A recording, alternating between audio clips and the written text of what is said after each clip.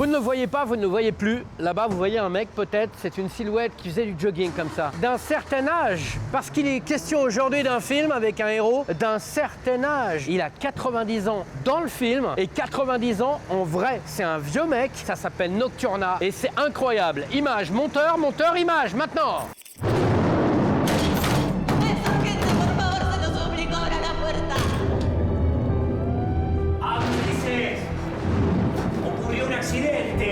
Papá, ¿sos vos? Permiso, tenemos que pasar. No puede ser. ¿No te das cuenta? Es ella.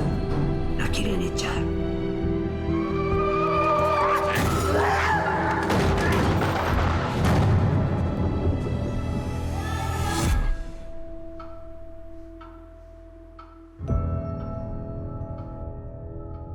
J'essaie de rentrer dans le plan parce que Domiti court très vite, elle fait du jogging en même temps. En fait, les gens d'aujourd'hui, les jeunes d'aujourd'hui, elle a quand même 48 ans à peine, ne perdent pas de temps. Jogging et travail, c'est la France d'aujourd'hui, je regarde s'il n'y a pas trop de... Parce qu'on est dans le 15e arrondissement à Paris, vous savez, le 15e arrondissement, c'est quand même pas donné. C'est un petit peu bourgeois, pas trop, mais un petit peu. Alors c'est pas un film bourgeois dont je vais vous parler aujourd'hui. Nocturna, c'est vraiment hyper touchant. Je suis obligé de le dire, j'étais payé par Sophie de Frickson, qui m'a dit c'est formidable, si t'en parles pas, je te casse la gueule. Donc je vais parler de Nocturna. Qu'est-ce que ça raconte, Nocturna ?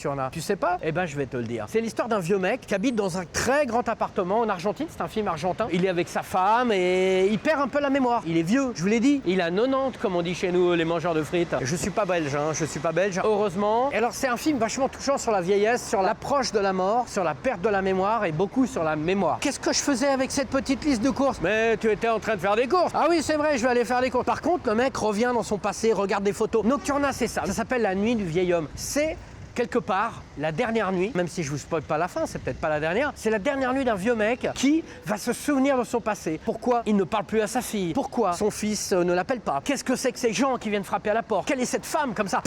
Ouvre-moi la porte, espèce de vieille enculée! À un moment, elle l'insulte. Hein. Non, c'est pas moi. Mais cette femme vient de se jeter par la fenêtre. Est-elle morte? N'est-elle pas morte? Qu'est-ce qui est mort? Qu'est-ce qui est encore là? Les souvenirs? Quand est-ce que moi, je vais passer de l'autre côté? Qu'est-ce qui va rester de moi? Qu'est-ce que j'ai mal fait dans ma vie pour que ma fille ne me parle plus? Comment je peux rattraper tout ça? C'est ça, Nocturna. C'est hyper touchant et c'est hyper touchant. Notamment, pas que, parce que le vieux mec qui s'appelle quand même Pépé, son prénom c'est Pépé, en vrai, hein, un des acteurs les plus prolifiques du cinéma argentin. Il a donc 92 ans, je crois, maintenant, et c'est un mec génial. Alors je me suis souvent posé la question, j'ai essayé de l'appeler, j'ai passé son 06, j'ai fait tous les 06 et les 07 et les 08 que je connaissais, j'ai jamais réussi à appeler Pépé. Et je voulais lui dire, Pépé, il est toujours comme ça, tu vois, avec la mâchoire qui fait...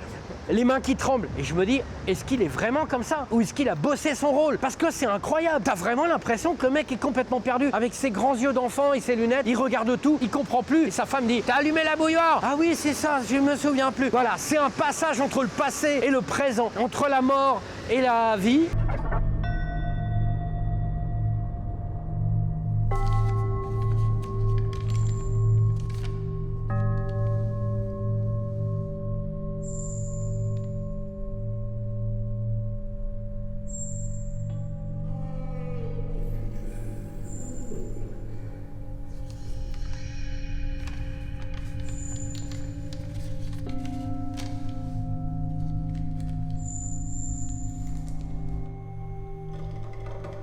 ¿Qué hago yo acá?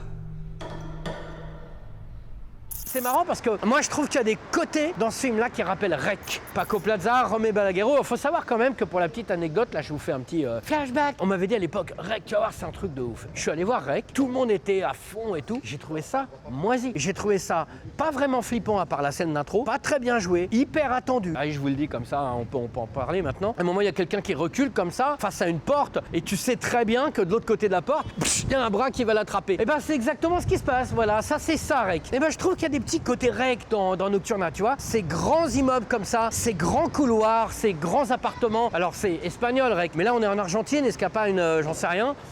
Qu'est-ce qu'il veut ce petit Jackie Chan?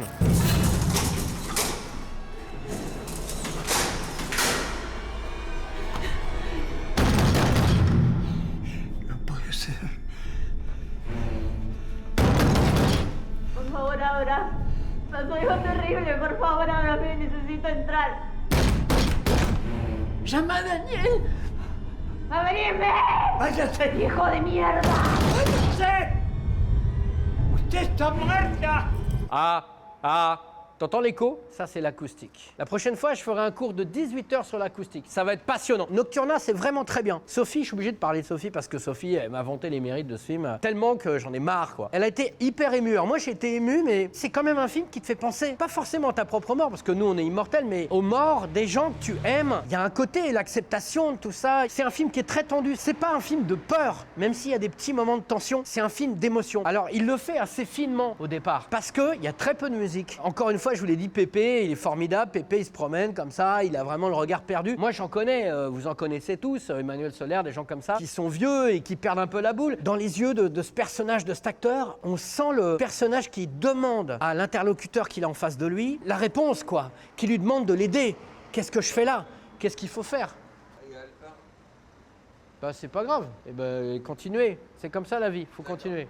Ne vous inquiétez pas. Voilà, je vous en ai parlé à l'instant, des gens qui sont perdus. C'est un figurant du film, tu vois, il continue, il est dans son truc. D'ailleurs, des figurants, il n'y en a pas beaucoup dans Nocturna, parce qu'il y a très peu d'acteurs. Et ce vieux, vraiment, donc j'insiste, le métro...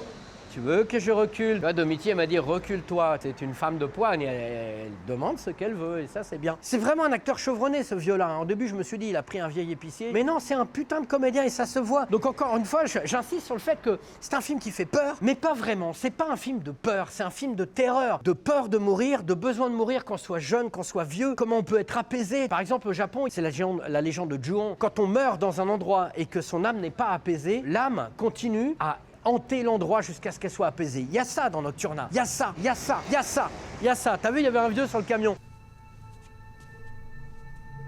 Ulises.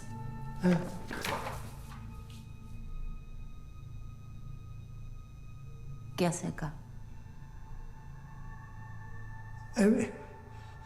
Yo a usted la conozco. Elena. ¿Qué hace acá? Oí ruido, me preocupé. Il y a un côté un peu théâtre dans ce film, sur un décor de chambre, un décor d'appartement. Vraiment, c'est une mise en scène fine et intelligente, mais très posée. Alors, je vous ai dit tout à l'heure qu'il n'y a pas beaucoup de musique. Il n'y a pas beaucoup de musique au début, ce qui est plutôt pas mal. Après, il y en a un peu trop. Dès qu'il fait un truc, il y a du violon. Il se fait une petite boîte de raviolis qui n'arrive pas dans le film. Il y a du violon. Enfin bref, t'as envie de dire, Fernando, Gomez de la Roya de Puta, tu peux arrêter la musique des fois. Hein, tu peux.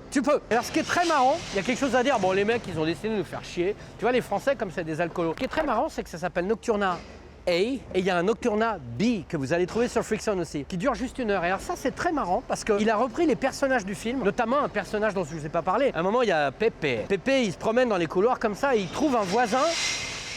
Les alcoolos là. Il trouve un voisin qui essaie de rentrer chez lui et il le prend pour un cambrioleur. Et on comprend que ce voisin, c'est un mec qui arrive plus à rentrer chez lui parce que sa femme lui a interdit de voir leur enfant et il se suicide. Voilà. Et donc dans le Nocturna B, il y a plein de petits focus sur les différents personnages du film, mais en mode expérimental. C'est-à-dire, l'alcoolisme tue. Vous savez qu'avant, on donnait du vin, on disait que c'était bien de donner du vin dans les années 60 aux enfants. Le vin, c'est bien. Voilà, c'est une question de lobby. Et alors donc, Nocturna B est un film expérimental, en mode un peu Super 8, avec plein de plans qui se répètent comme ça. On fait une sorte de voyage un peu initiatique, émotionnel. Sur tous les personnages du film, il n'y a pas réellement de narration. C'est vraiment très étrange qu'il a fait. Il a fait un diptyque, le premier étant donc très narratif, avec une véritable structure de film un peu plus classique, celui dont je vous parle depuis tout à l'heure, et le deuxième, un film un peu fou. On sent que ce réalisateur, il est un peu obsédé par ça. Le passé, la mort, les répétitions, les scènes se répètent beaucoup dans son film expérimental. Ça se répète, ça se répète, ça se répète. Il y a quand même un truc sur le temps qui passe, parce que la répétition, c'est le temps qui ne passe plus. Et il y a une séquence qui est vachement bien dans Nocturna, je tiens à vous le dire. C'est une femme, à un moment, qui est fameuse, qui se jette par la fenêtre, qui est pas bien, qui dit « Oui, mon corps, on m'a volé mon corps !» Et elle est en robe de chambre, et elle enlève sa robe de chambre. Et à chaque fois qu'elle enlève sa robe de chambre, il y a une robe de chambre en dessous. Il y a une robe de chambre en dessous. Et elle n'arrive plus à trouver son corps.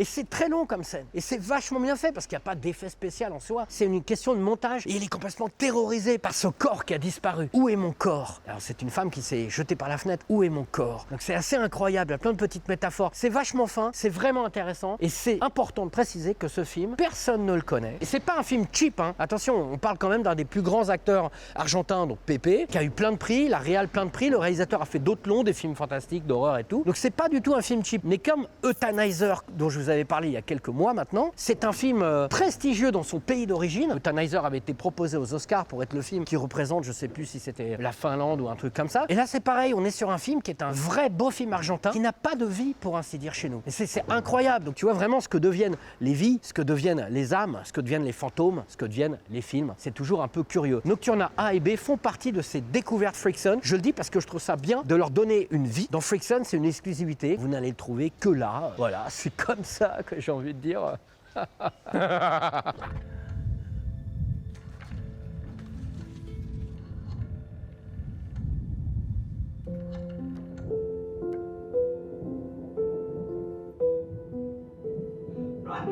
No entiende nadie. Llama a Carlos. Voilà, on va conclure cette émission parce qu'il faut bien conclure, comme la vie. Après l'émission, c'est la mort. Pour toi surtout. Tu en es bien proche, mon ami. Alors, je vous avais demandé il y a quelques temps, je vous avais posé des questions sur Mbappé. Je vous avais dit, inventez-moi un film avec Mbappé. Et là, vous êtes quand même parti en burne. Et j'aime beaucoup quand les gens partent en burne. Je préfère les gens qui partent en burne que les burnes. Alors, évidemment, on a Necromorbide qui dit, je verrais bien Mbappé dans un rôle de pasteur, ancien rappeur dans le bayou, face à un crocodile mutant, gigantesque et terrifiant. Au passage, le catch, c'est du sport. Non, ok, c'est d'accord. Le catch, j'aime pas. Ensuite, il y a Clément qui nous dit, pour une raison inexpliquée, tous les joueurs de foot se transforment en zombies. C'est l'hécatombe dans les stades. Headshot!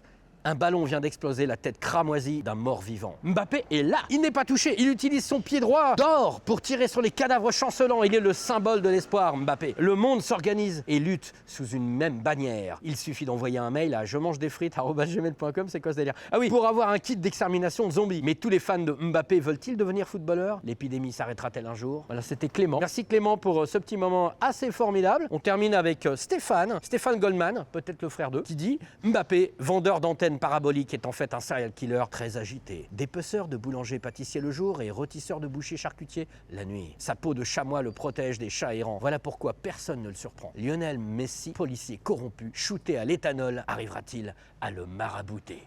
C'est pas incroyable ça? Ils sont là les bons pitchs de cinéma français. On n'arrête pas de dire oh, cinéma français, il n'y a pas beaucoup. Ils sont là les bons pitchs. On va d'ailleurs terminer, non pas avec un pitch, tu sais, le chocolat dégueulasse. On va terminer avec une paire de chaussures. Et là, je l'ai trouvée cette paire de chaussures. C'est pas celle de Mbappé. Me ressortez pas Mbappé, c'est trop facile. Pourquoi est-elle rouge? À quoi a-t-elle servi? À qui est-elle? Inventez-moi cette histoire. Vous voyez l'appartement? Il n'y a personne dedans. Un petit peu comme si, je sais pas, comme si la personne était partie rapidement. Comme s'il y avait peut-être un cadavre dedans. Je ne sais pas. À qui est cette paire de chaussures? Tu me dis ça?